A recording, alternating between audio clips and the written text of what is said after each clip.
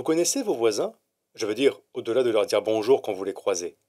Peut-être que certains sont devenus des amis au fil du temps. Peut-être que d'autres vous sont parfaitement inconnus, bien que vous habitiez ici depuis des années. Dans l'histoire que je vais vous raconter, toutes les victimes connaissaient le coupable et toutes habitaient le même immeuble. Maintenant installez-vous confortablement, vous écoutez Elessar.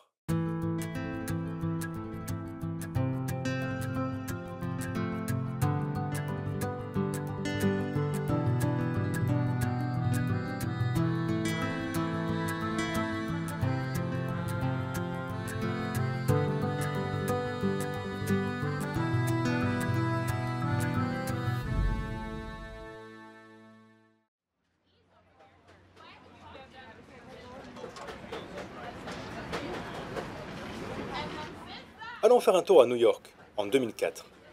Nous avons rendez-vous au 393 Powell Street. Le grand building en face de vous, c'est la Carter J. Woodson House, que j'appellerai à partir de maintenant Woodson.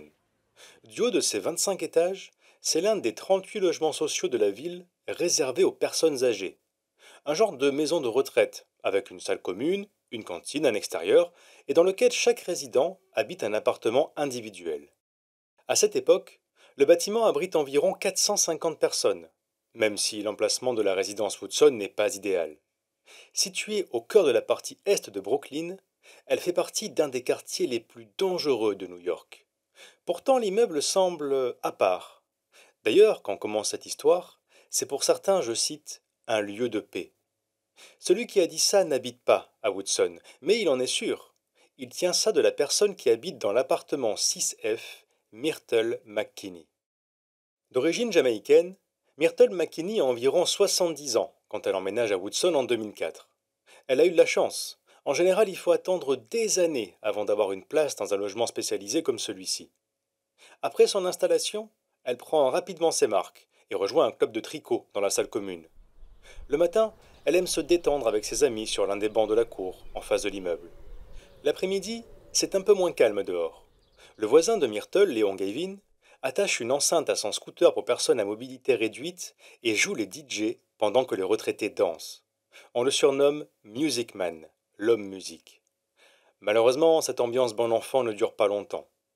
Au fil des ans, la situation se dégrade et vers 2013, un afflux de nouveaux locataires apporte avec lui beaucoup de visiteurs indésirables.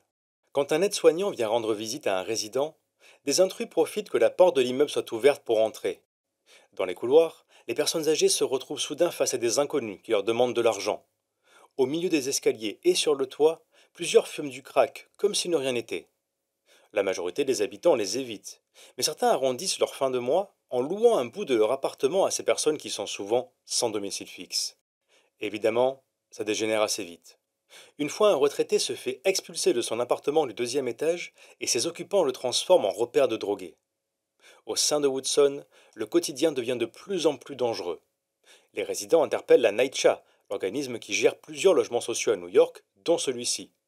Les responsables répondent quelque chose qu'ils vont répéter souvent pendant cette histoire. Ah, désolé, nous on peut rien faire. Malgré le sentiment d'insécurité grandissant, il n'y a aucune caméra de surveillance dans l'immeuble. Quant aux agents de sécurité engagés par la NYCHA, ils ne sont là que de 17 heures à minuit, et les intrus le savent très bien. L'organisme encourage les résidents à agir de leur côté, en rejoignant la patrouille des locataires, un groupe de surveillance mis en place dans le voisinage, mais qui n'a jamais vraiment pris. La situation empire, et Myrtle McKinney finit par s'enfermer chez elle.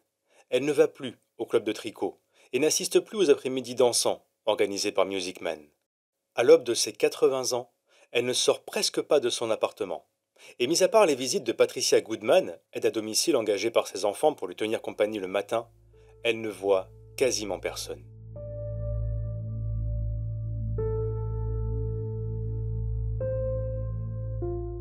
Le 9 novembre 2015, un peu avant 9 heures du matin, Patricia Goodman arrive à l'appartement de Myrtle. Elle doit l'accompagner à un rendez-vous chez le médecin, sauf que quelque chose cloche. La retraitée n'ouvre pas la porte et ne répond pas au téléphone. Patricia descend dans le hall, des fois qu'elle sera en train de regarder la télé avec Music Man, comme elle le fait parfois. Mais non. La jeune femme va voir les voisins de Myrtle, demande au technicien de l'immeuble, se rend même jusqu'au magasin où elle aime bien aller. Personne ne l'a vue. Au bout de 2 heures, Patricia appelle le 911 et 2 officiers arrivent à la résidence Woodson. Pendant qu'on ouvre la porte de l'appartement de Myrtle McKinney, l'un des policiers demande: Pourquoi vous partez du principe que quelque chose ne va pas? La porte s'ouvre et un coup d'œil suffit à répondre. Sous la table de la cuisine, Myrtle gît sur le sol. Ses yeux sont tuméfiés, tandis que des gouttes de sang séché recouvrent une partie de son visage et du sol. Elle n'a plus son dentier, on le retrouve près de son corps. Un policier dit à Patricia Goodman: Elle est sûrement tombée et s'est cognée la tête. L'appartement est examiné rapidement. Pas de signe d'effraction, et apparemment rien n'a été volé. La police appelle le médecin de Myrtle. Il confirme qu'elle souffrait de diabète et d'une pression artérielle élevée. En théorie, elle a très bien pu faire un malaise et tomber. Les enquêteurs, qui n'ont pas très envie d'aller plus loin, demandent au docteur de signer le certificat de décès sans examiner le corps, et il accepte. Officiellement, Myrtle McKinney est morte de cause naturelle. La famille n'est pas du tout d'accord. Donna Mix, la fille de Myrtle, est sûre que sa mère a été tuée. Son corps était presque complètement sous la table de la cuisine. Il n'a pas pu arriver là naturellement après une chute. Donna commence à enquêter et se rend compte que les clés et la carte d'identité de sa mère ont disparu. Mais ce n'est pas tout. 800 $, 2 fois le montant du loyer, ont été retirés de son compte bancaire et la somme n'a pas été retrouvée. Donna supplie la police d'ouvrir une enquête. Elle porte plainte pour les objets et l'argent manquants. Rien ne bouge. Elle demande qu'une autopsie soit réalisée, mais comme la piste criminelle n'est pas envisagée, elle doit la payer de sa poche, entre 15 000 et 20 000 $. Elle abandonne. Début décembre 2015, environ un mois après la mort de sa mère, Donna Mix prépare l'enterrement. Dans la maison funéraire, le thanatologue est en train d'habiller Myrtle McKinney. C'est alors qu'il sent quelque chose d'étrange sur le côté gauche de son cou, quelque chose de long et fin sur sa peau, comme si elle avait été entaillée profondément. Il appelle le bureau du médecin légiste qui envoie quelqu'un sur le champ. Le corps de l'octogénaire est enfin autopsié, et les conclusions sont effroyables. La femme de 82 ans a été violemment frappée à la tête et au torse. 3 de ses côtes sont brisées et elle a reçu un coup de couteau fatal au niveau du cou. Cette fois, c'est sûr, Myrtle McKinney a été assassinée.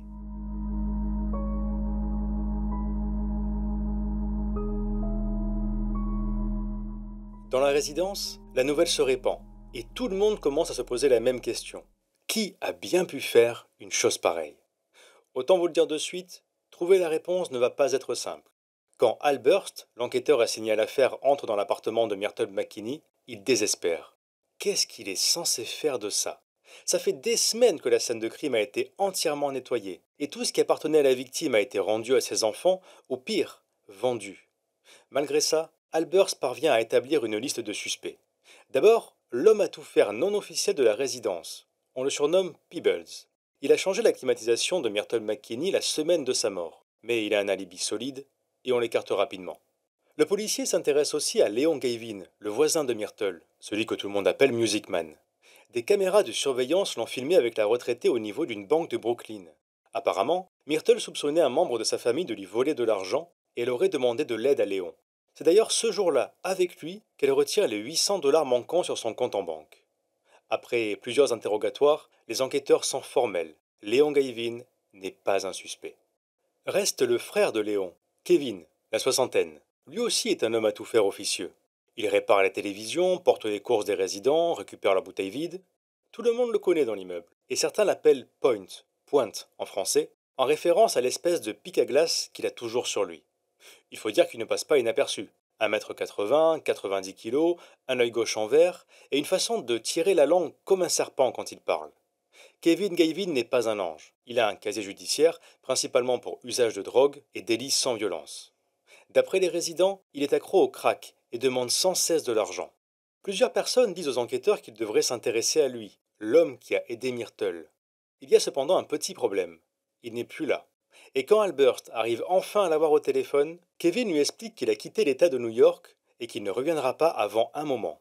Faute de mieux, Burst ajoute la mention suspect recherché dans son dossier, au cas où il sera arrêté pour autre chose. Les mois passent et l'enquête sur le meurtre de Myrtle McKinney devient de moins en moins prioritaire. Pendant ce temps, les locataires de Woodson s'organisent. Début 2016, quelques mois après le meurtre, ils relancent la patrouille des locataires. Cette fois-ci, c'est du sérieux. Dès 6 heures du matin, ils surveillent les entrées, demandent aux visiteurs de signer un registre et rendent visite aux personnes qu'on n'a pas vues depuis quelque temps. Mais face à l'hostilité grandissante des drogués et autres sans-abri qui la menacent parfois violemment, la patrouille finit par se dissoudre.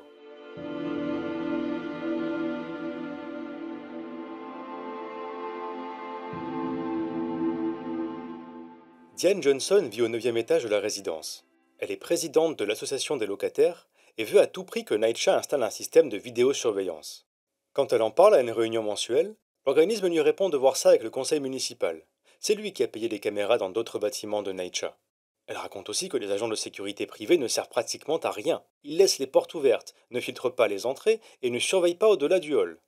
Une fois, une locataire s'est faite agresser dans l'immeuble. Le visage en sang, elle demande à l'agent en poste d'appeler la police. Il a refusé, de peur que celui qui avait fait ça s'en prenne à lui. Diane Johnson demande une surveillance humaine 24 heures sur 24. Mais NYCHA répond qu'il n'y a pas d'argent pour ça. Pendant 2 ans, elle ne lâche rien. Elle contacte le gouverneur, qui s'en fiche, puis une membre du conseil municipal de New York, Inez Barron. C'est une alliée de poids. Suite à l'horrible meurtre d'un petit garçon de 6 ans dans une résidence de la NYCHA, elle aussi milite pour l'installation de caméras de surveillance. Mais les réunions avec l'organisme ne mènent nulle part. En mars 2019, plus de 3 ans après le meurtre de Myrtle McKinney, un membre de l'équipe Sûreté et Sécurité de la NYCHA arrive à la résidence Woodson. Il doit faire un rapport sur son état. Cette fois-ci, impossible d'ignorer la porte d'entrée qui ne ferme pas, les drogués qui errent dans le bâtiment et tous les autres problèmes. L'inspecteur écrit qu'il faudrait changer quelques ampoules extérieures et remplacer des portes dans la cage d'escalier. C'est tout. Diane Johnson apprend vite que les 12 membres de l'équipe Sûreté et Sécurité doivent passer en revue 15 immeubles par jour. Pour tenir les délais, ils bâclent complètement leur travail. Peu à peu, le choc du meurtre de Myrtle McKinney s'estompe. Les locataires commencent à se dire que le meurtrier venait de l'extérieur et qu'il ne reviendra jamais. Ils se trompent lourdement.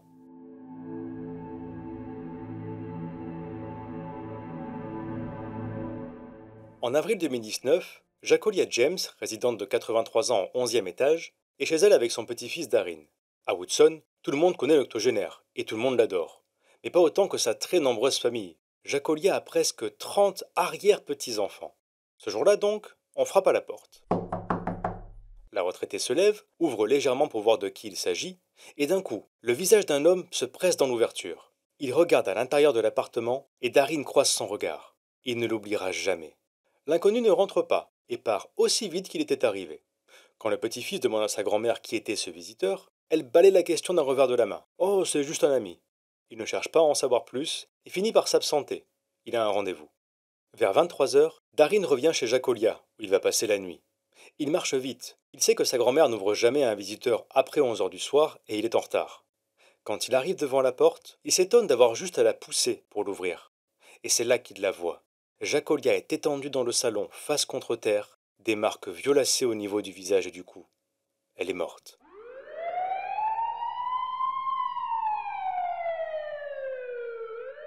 Vers 1 heure du matin, la police circule dans le hall de la résidence Woodson, tandis qu'un médecin légiste examine le corps de Jacolia. L'une de ses filles, Linda, est présente. Elle n'a qu'une chose en tête, que la mort de sa mère soit considérée dès maintenant comme un meurtre. Elle sait ce qu'il s'est passé avec Myrtle McKinney il y a 4 ans. Une autopsie est réalisée et la conclusion tombe. Jacolia James a été étranglée à mort. Là aussi, il n'y a aucun signe d'effraction.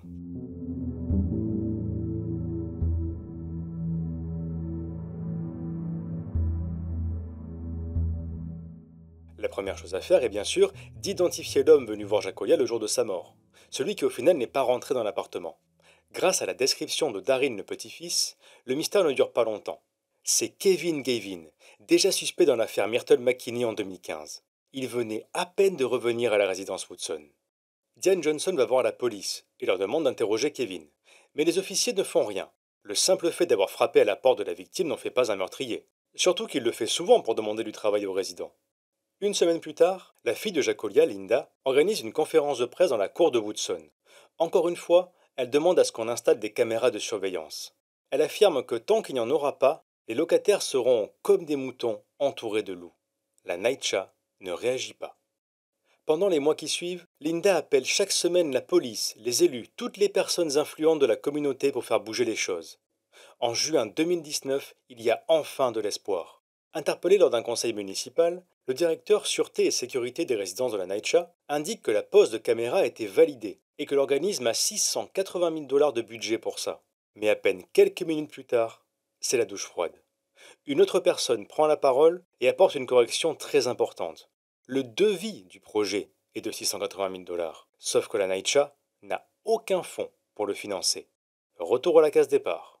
4 mois après cette occasion manquée, on retrouve le corps d'Hector Higgins dans son appartement du 4e étage. Lui aussi était connu dans la résidence Woodson. L'octogénaire était imbattable au billard et adorait danser. La police conclut à une mort accidentelle. Higgins est tombé d'une échelle qu'on a retrouvée chez lui, posée contre un mur. Diane Johnson n'en croit pas un mot. D'accord, il était bon danseur, mais loin d'être assez en forme pour grimper à une échelle. Ça ressemble plutôt à une mise en scène. D'autres résidents pensent la même chose. Surtout que, selon les rumeurs, le torse d'Hector Higgins avait des ecchymoses bleues et noires, comme s'il avait été battu. D'ailleurs, le légiste voit bien qu'il a des côtes cassées. Mais pour lui, ce n'est qu'un facteur ayant contribué à sa mort par crise cardiaque. Dans le bâtiment, la panique gagne du terrain. Certaines personnes restent enfermées chez elles et ne sortent même plus les poubelles. D'autres se font accompagner partout où elles vont, quand elles n'achètent pas une arme à feu pour se défendre elles-mêmes. Nous sommes fin 2019 et on dirait que la résidence Woodson est en état de siège. Pourtant, au milieu de ce chaos, il y a une bonne nouvelle. La NYCHA va enfin installer des caméras de surveillance. Le chantier doit commencer au printemps 2020.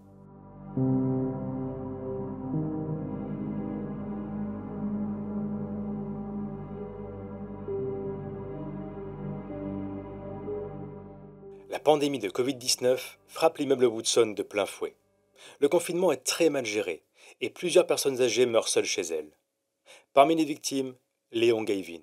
Beaucoup pleurent la disparition du Music Man, mais il voit aussi une opportunité, expulser son frère Kevin, qui n'a jamais été un locataire officiel, et que de plus en plus de personnes soupçonnent d'être un triple meurtrier, si ce n'est plus. Diane Johnson fait partie de ceux qui se méfient. Elle a pourtant du mal à y croire. Kevin Gavin est intimidant, certes, mais il est toujours très poli avec les résidentes.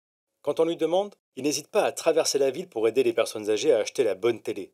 C'est même lui qui a installé la machine à laver de Diane quand elle a emménagé. Au fond, elle n'a aucune preuve, mais peu importe. Il doit partir. Kevin n'est pas sur le bail de son frère et n'a donc aucun droit de rester dans l'immeuble désormais. Ce n'est pas la première fois qu'il est menacé d'expulsion, sauf que les menaces de la NYCHA ne sont jamais mises à exécution. Kevin finit par s'installer dans l'appartement de son frère décédé. À cause de la pandémie, le faire sortir est quasiment impossible. En décembre 2020, il est toujours là. Diane Johnson a peur pour sa vie. C'est elle qui l'a dénoncé à la NYCHA et à la police. Kevin le sait sûrement. Un jour, alors qu'elle veut sortir de l'ascenseur au 9e étage, Kevin se plante devant les portes et lui bloque le passage, son espèce de pic à glace à la main. Il est à quelques centimètres de la retraitée. Puis il s'écarte et s'en va. Heureusement pour elle, Diane n'était pas seule dans l'ascenseur. Son aide à domicile était là et elle est persuadée que ça lui a sauvé la vie. Quand elle raconte la scène à la NYCHA, la réponse est toujours la même. Ah désolé, nous on peut rien faire.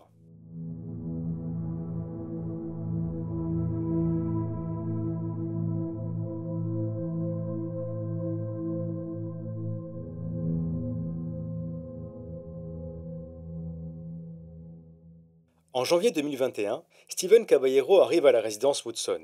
Il va passer le week-end chez sa mère Juanita, 78 ans. Elle habite dans l'appartement 6A, le même étage où Myrtle McKinney a été tuée en 2015.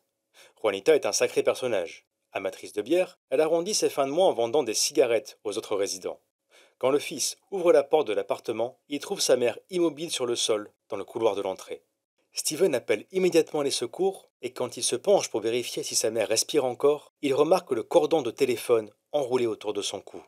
Juanita Caballero a été assassinée. On en est à 4 morts. Heureusement, ce sera le dernier.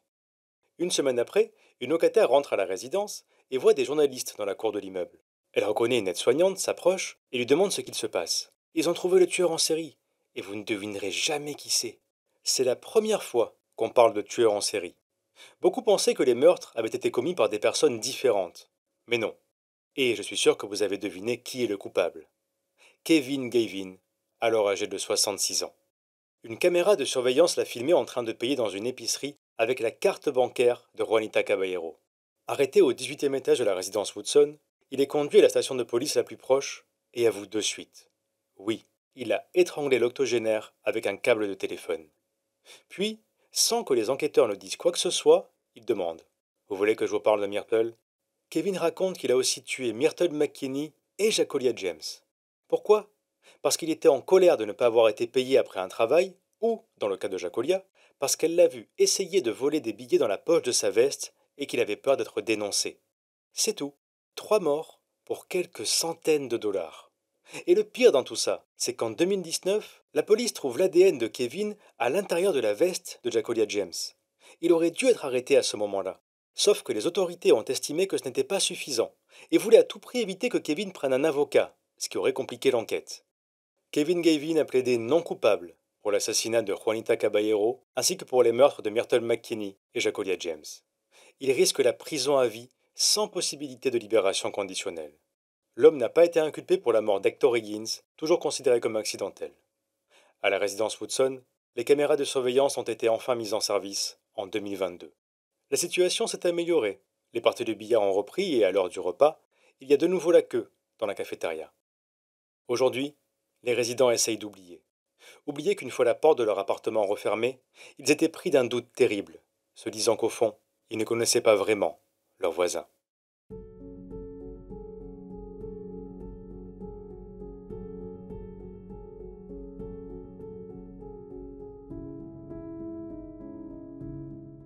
Merci d'avoir écouté cet épisode d'Elessar.